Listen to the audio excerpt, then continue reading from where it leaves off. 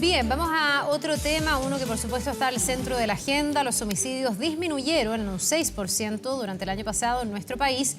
Esto según reveló el gobierno a través de un informe nacional de víctimas de homicidios consumados. El documento además evidenció que se logró romper la tendencia al alza de este delito que venía desde el año 2016. Vamos a entrar en más detalles, vamos a analizar este informe. Nos acompaña para esto el director ejecutivo de Paz Ciudadana, Daniel Johnson. Muchísimas gracias, Daniel, por estar con nosotros y bienvenido. ¿Qué tal, Daniel? Buenos días. Hola Carla Davor, muy buenos días. Muchas gracias por invitarme. Bueno, Daniel, para enmarcar la conversación, a ver si podemos teorizar un poco cómo se construye un informe de homicidios consumados y qué rol juegan acá las cifras que de repente son confusas o han sido dispares en el tiempo de Carabineros, de la PDI, también del Ministerio Público. ¿Cómo se llega finalmente a esta glosa final? Mira, eso es súper interesante. En Chile teníamos un problema, la verdad, histórico. No es propio de Chile, es propio de muchos países, que hay dificultades para poder calcular las personas que han sido asesinadas durante un periodo de tiempo. Esto que parece como extraño, ¿por qué podría pasar? Pasa por distintas razones, porque son distintas instituciones, como tú decías, o sea, que participan en el proceso, pero también porque el proceso cambia. Por ejemplo, un delito que puede haber entrado por lesiones graves o gravísimas, si la persona muere, se tiene que recalificar como un homicidio. Para que sea homicidio, es el Instituto Médico Legal el que tiene que determinar que esa persona, la causa de muerte fue provocada por un tercero. Todo esto ha generado que tengamos estadísticas que, si bien no tenían órdenes de magnitud distintos, en el área chica eran distintas y iban cambiando durante el tiempo. Lo que se hizo fue, se creó en la Subsecretaría de Prevención del Delito un observatorio. Crearon un observatorio de homicidios donde pusieron a conversar el Ministerio Público con el Instituto Médico Legal, con las policías, y de esa manera reevaluaron los homicidios que habían ocurrido desde el año 2018 hasta el año 2022. Esto fue el primer trabajo, que es algo bueno, que se tenga una estadística única. Y ahí se ordenaron, se calificaron y también se trató de dar un orden diciendo cuál había sido la motivación de ese homicidio. Y esto es importante para poder determinar de qué estamos hablando. O sea, es muy distinto un homicidio, por ejemplo, vinculado a una organización delictual, a crimen organizado, que un homicidio producto de una ira en un bar con unas copas de más, quedó porque una persona termina matando a otra. Daniel, perdón. Y por lo tanto trató de calificar eso de manera distinta. Ya, Carla. este punto es importante. ¿Estos son homicidios entonces que pertenecerían a esa primera categoría, como homicidios, asesinatos que corresponden al crimen organizado, o entran todos al mismo saco? ¿Y por qué se habla de asesinatos o homicidios consumados? ¿Hay homicidios que no son consumados?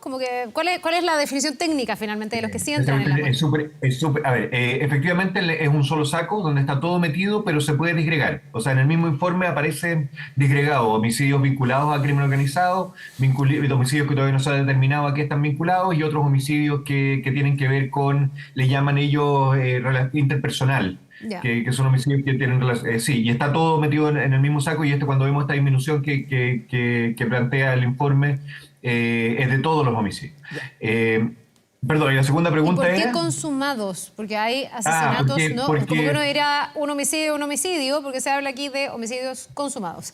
Sí, es porque las estadísticas del Ministerio Público presentan homicidios también como intentos de homicidio, entonces quedan dentro de la misma clasificación, dentro del mismo saco también. Claro, pero aquí están todos los que murieron finalmente asesinados. No acá es que, están todos, claro. No es que se dejó a alguien que fue asesinado y que no se contabilizó, se contabilizaron a todos. Por causas de terceros, personas muertas por causas de terceros. Perfecto. Esos son los que estamos viendo en este saco. Daniel, ¿y cómo interpretamos estas cifras entregadas el día de ayer? 1.248 homicidios, una reducción de un 6%, una baja siempre es positiva y es considerable a la hora de escrutar estos informes de carácter público, pero aún el país tiene 3 homicidios por día, quizás un poquito más también en algunas zonas del país. ¿Cómo lo interpretan ustedes desde Paz Ciudadana, que son especialistas en estos temas de seguridad? Evidentemente, lo que tú planteas primero, hay que decirlo, una disminución siempre es una buena noticia. Pero todavía estamos, o sea, el informe lo que muestra es que, si bien por eso se habla de romper una tendencia, pero un punto no rompe una tendencia, o sea, tenemos que ver si esto se mantiene en el tiempo.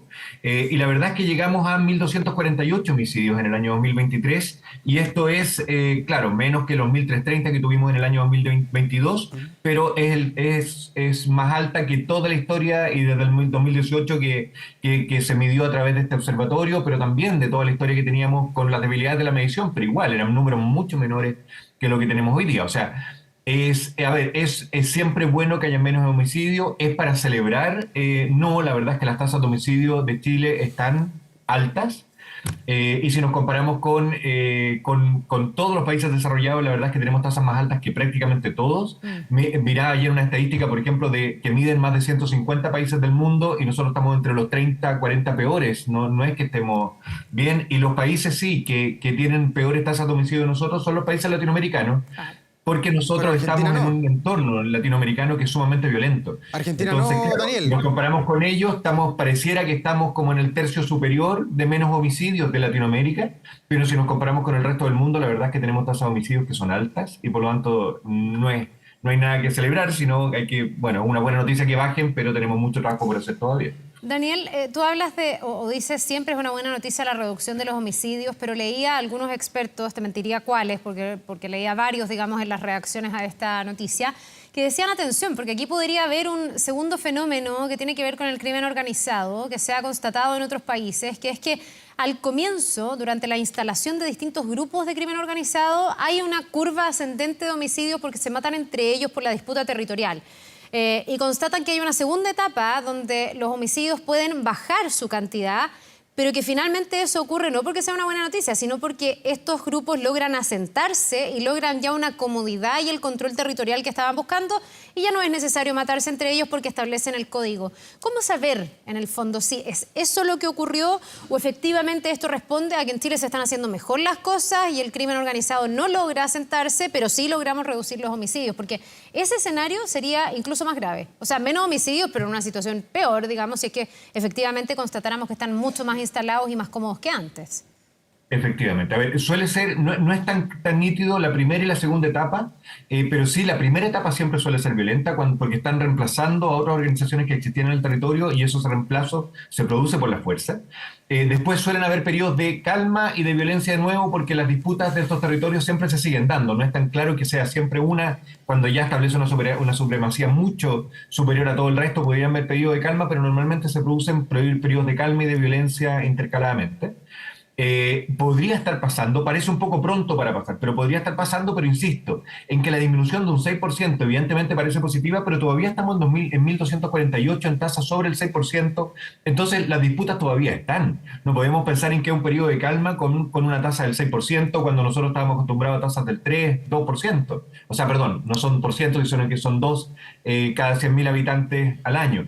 Entonces estamos en una tasa que es casi 3 veces los órdenes que nosotros estamos acostumbrados, entre 2 y 3 veces. Entonces no es que el año pasado, 2023, haya habido un valle, una calma, sino que lo que estamos diciendo es que hubo, o lo que dijo el gobierno en realidad es que hubo una disminución de un 6% con respecto al año anterior, pero todavía seguimos estando en el segundo año más alto de toda la historia medida de homicidios en Chile. Entonces no es que estemos en un periodo de calma, eso no ha pasado todavía, tenemos mucho por hacer todavía, o sea, entonces, pero podría pasar a futuro lo que tú estás planteando, Carlos, o sea, es efectivo que las organizaciones delictuales ocupan el homicidio como una herramienta para establecer cierta soberanía, cierto poder delictual, pero no es el mecanismo permanente que ellos utilizan para cometer sus delitos. Las organizaciones delictuales prefieren pasar lo más desapercibidas posible, y eso no lo hacen claramente con los homicidios, y por lo tanto ellos cuando ya dejan de necesitar esta herramienta, suelen bajar los niveles de violencia y bajar los homicidios también. Sí. Daniel, hay que decir que este informe nos entrega mucha información cuantitativa, con desglose por región, de cómo se está comportando el tema de los asesinatos, el crimen, los homicidios consumados, que es lo que dice el título de este informe. Pero hay un dato que no trae por lo menos el informe que entregó ayer al Ministerio del Interior, que es la capacidad de investigar los delitos. ¿Cuántos de estos 1.248 homicidios que hubo el 2023 tienen hoy día un autor conocido? Ese dato no está, pero tenemos el del 2022, que sobre 1.330 asesinatos en Chile, el 42% fue con autor desconocido. ¿Qué pasa allí con la capacidad investigativa del país? ¿Sientes tú que ha mejorado en el último tiempo con todo este fast track legislativo, con el aumento de recursos que se ha hecho además desde el gobierno para combatir los delitos? A ver, el Ministerio Público está haciendo un trabajo bastante intenso. O sea, se crearon las ECO, que son estas unidades especializadas en delitos que podrían estar asociados al crimen organizado y en particular a los homicidios. Y lo que mejoraron mucho fue la capacidad de llegar al sitio del suceso a levantar información de la manera más ágil posible. Eso evidentemente ayuda a un esclarecimiento de los hechos. También, bueno, nosotros hemos colaborado también con el Ministerio Público, estamos montando una herramienta en la zona sur de Santiago, donde había una concentración importante de homicidios, que permite entender cuáles son los fenómenos que están asociados al homicidio. Nosotros como Fundación estamos trabajando ahí con el gobierno regional y con 12 municipios de la zona sur. Y eso permite entender mejor las dinámicas delictuales también. Hay avances. Todavía nos falta mucho, pero lo principal, y nosotros pensamos para poder disminuir en particular los casos de homicidio, es tener una mejor capacidad de priorizar cuáles son los delitos que pudieran ser más dañinos. Nosotros solemos medir todo esto como estadísticas estándar. Decimos, mira, de hecho la discusión ahora del fortalecimiento de la fiscalía, escuchaba ayer entrevistas en que dicen, mira, son 1.000 causas por fiscal o 1.200 causas por fiscal, las que deberían llegar es a 800. La verdad es que siempre las causas van a ser más que la capacidad de investigar profundamente cada una de ellas que va a tener el Ministerio Público. No hay ningún país que logre investigar todos los delitos con toda la profundidad que quisieran para llegar a esclarecerlos todos. Perdón, siempre Daniel, las tasas de esclarecimiento son del orden del 15%. En ese punto de la Fiscalía, sí, solamente para hacer la consulta, porque lo he escuchado también de parte del gobierno, ¿la Fiscalía Supraterritorial sería una ayuda en la hora de investigar? Tremenda. ¿O no? Nosotros le hemos recomendado mucho. ¿Sí? Es enorme el beneficio que pudiera generar una Fiscalía Supraterritorial. Las ECO son algo de eso, pero las Fiscalías, a ver, pero para que cumplan su objetivo tienen que tener las dos características. Uno, lo que está tratando de explicar, que es que tienen que priorizar. O sea, una fiscalía especializada en los delitos más violentos. No podemos investigar todo de la misma forma. Lo que está generando mayor daño hay que investigarlo profundamente para esclarecerlo. Y eso es fundamental. O sea, mover el sistema hacia lo que está generando mayor daño en el país. Hoy día los homicidios y eso tienen que tener recursos particulares. Y eso lo resolvería la Fiscalía Supraterritorial. En segundo lugar, la especialización que tengan los fiscales que están investigando. No es lo mismo investigar un homicidio que investigar un delito común de un robo de un celular. Las organizaciones son distintas, las motivaciones son distintas, las capacidades de generar violencia que tienen son diferentes, la organización también tiende a ser más compleja. Entonces necesitan, en segundo lugar, capacidades distintas. Y lo tercero es lo que determina su nombre. El que sea supraterritorial es que ya no es regional, sino que sube un peldaño y se posiciona a nivel nacional. Y esto es muy importante porque sabemos que las organizaciones más complejas no ejecutan sus delitos solo en un territorio, sino que tienen presencia a lo largo del país. El típico delito de tráfico de drogas, evidentemente, no ocurre solo en un lugar puntual, sino que la droga se ingresa al país por un lugar, se traslada, se almacena, se vende en otro, se consume en otro. Entonces no podemos pensar que una estructura que se limita a las fronteras de una región, y hay que pensar que Santiago ni siquiera es son 4 zonas en el fondo, son 4 regiones, como están divididas la Fiscalía en Santiago, va a poder esclarecer hechos que tienen características transregionales. Tenemos que lograr que las fiscalías regionales funcionen en conjunto a través de esta Fiscalía Supraterritorial y que además colaboren entre sí, porque las competencias se producen. O sea, muchas veces una fiscalía quiere esclarecer el hecho. Si ya lleva investigándolo durante un año, lo que quiere es él ser el que lo esclarezca, y por lo tanto no hay incentivo tan nítido para que colaboren las fiscalías regionales entre sí. Y esto la Fiscalía Supraterritorial lo podría resolver de una manera bien efectiva. Daniel, una cosa es la cantidad de asesinatos y otra cosa también es cómo se cometen, y hemos visto ahí la presencia de armamento de grueso calibre, y de hecho este estudio, este último informe también demuestra eso. El 52% de los homicidios se está perpetrando con armamento, con armas de fuego, y un 31% con armas cortopunzantes. Entiendo que es además una curva que se ha ido como invirtiendo, porque cada día tenemos más presencia de armas. ¿Qué tan relevante y preocupante es eso? Hoy día en la mañana nomás dábamos cuenta de una persona que estaba en la calle y fue baleada desde un auto. O sea, la forma también y la facilidad del homicidio hoy día, tengo la impresión de que es mayor cuando tenemos tanto armamento a mano, sobre todo del grupo del crimen organizado, en algo que todavía no se logra atajar, porque no sé en qué va. Aquí hace mucho rato se habla del ADN de las balas, en el fondo poder tener un seguimiento, pero eso no prospera. No ha prosperado, y es algo que es fundamental. A ver, los delitos, los homicidios que hemos visto en Chile, sí se han ido concentrando en la comisión con armas de fuego. Antes los homicidios eran con objetos contundentes, eran con arma blanca. Hoy día hay mucha más participación de armas de fuego. Las armas de fuego que están siendo decomisadas también son distintas. Antes muchas armas hechizas eran parte del parque de armas decomisadas. Hoy día son armas fabricadas formalmente, y por lo tanto ya no es... al parecer hay mayor facilidad para las organizaciones delictuales para acceder a armas. Cuando hablamos de mayores controles de armas, lo que hemos hecho es tratar de darle más facultades a la policía. que Carabineros es el que hace la fiscalización de las armas que están inscritas, ahora la PDI hace la fiscalización de armas inscritas, pero la verdad es que si bien hay un porcentaje de armas que no sabemos el destino, en los decomisos empiezan a aparecer armas que no estuvieron registradas formalmente.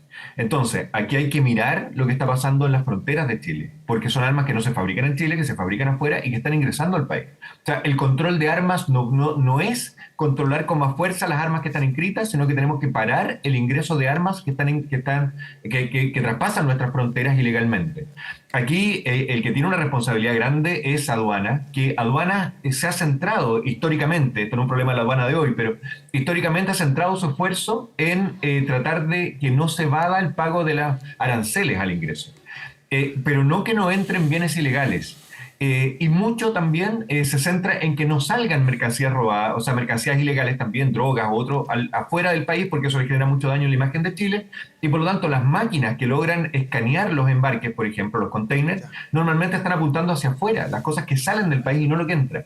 Y ahí tenemos que hacer un cambio en incentivos correctos a aduanas para que también tenga beneficios si es que logran identificar el ingreso de armamento, el invertir mucho en sistemas de monitoreo de las cargas que ingresan al país y en investigación también, porque evidentemente el mayor acceso a armas, los países que tienen mayor acceso a armas tienen más homicidios. O sea, es algo que se ha estudiado y las estadísticas demuestran que es importante ese control. Sí, otro de los datos que nos deja este informe que se presentó con las víctimas de homicidios consumados es que el 65% de los homicidios ocurren en la vía pública, además en horarios reiterados y en lugares reiterados. Desde ese punto de vista, ¿qué más puede hacer desde el punto de vista de ustedes en Paz Ciudadana el Estado para recuperar los espacios públicos, para fortalecer la presencia policial y para que la gente se sienta segura? Esta semana conocíamos encuestas que también mostraban que la gente ya no se atreve a salir de noche, que en muchos casos hay un autotoque de queda, que a las 7 de la tarde la gente se retira de circulación y se encierra en su casa. ¿Cómo hacemos para recuperar esos espacios públicos para no dejarlos en manos del AMPA y los delincuentes?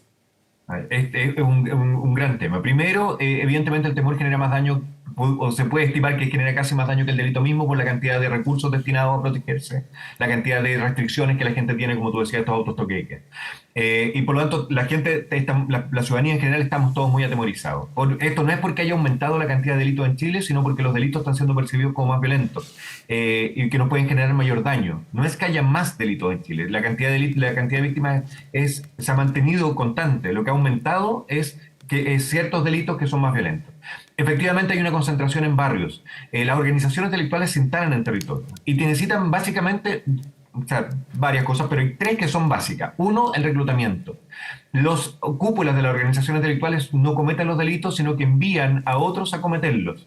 Y esos muchas veces son menores que se empiezan a involucrar a edades tempranas en el sistema delictual y por lo tanto la prevención temprana de involucramiento delictual en jóvenes que concentran factores de riesgo es fundamental y eso es trabajo territorial. Aquí mucho se habla que dicen, oye, los jóvenes entran a carreras delictuales porque les es más atractivo, porque van a ganar más que en una carrera formal, en las oportunidades que tienen. La verdad es que ese análisis yo creo que es mucho posterior. Los niños que se involucran en conducta delictual a los 12, 13, 14 años, lo que los mueve es pertenecer a un grupo.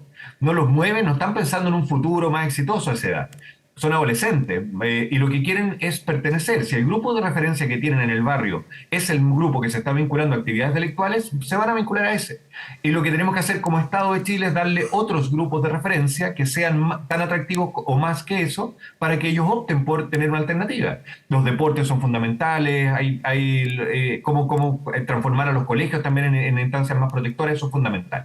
Lo segundo es que las instituciones públicas tienen que mantenerse robustas. Nosotros tenemos una situación bien distinta a lo que pasa en Ecuador, por ejemplo. En Ecuador, el vínculo de las organizaciones delictuales que estamos viendo con el Estado y la corrupción, como ha permeado, hace que la impunidad sea muy difícil de revertir. En Chile las organizaciones públicas siguen funcionando, pero tenemos que mantenerlas así y para eso la transparencia es fundamental. Que se sepa todo. Hemos conocido casos de corrupción en municipios igual, de todas maneras, a pesar de que tenemos un sistema más robusto que otros países, pero tenemos que mantenerlo a través de la información transparente de todos los funcionarios municipales, públicos, de todos los estamentos y también de las decisiones que toman estas organizaciones. Y por último, el tercer componente es lo que ya hablábamos de mejorar la capacidad de persecución y para mejorarla hay que focalizar. No podemos perseguir todo por igual, tenemos que hacer esfuerzos en desarticular las organizaciones delictuales que están generando mayor daño.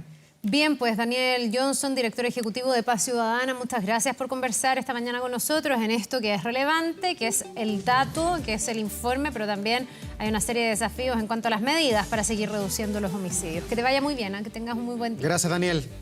Buen día. Gracias a ustedes, Escalada, que tengan muy buen día. Nos vemos. Gracias.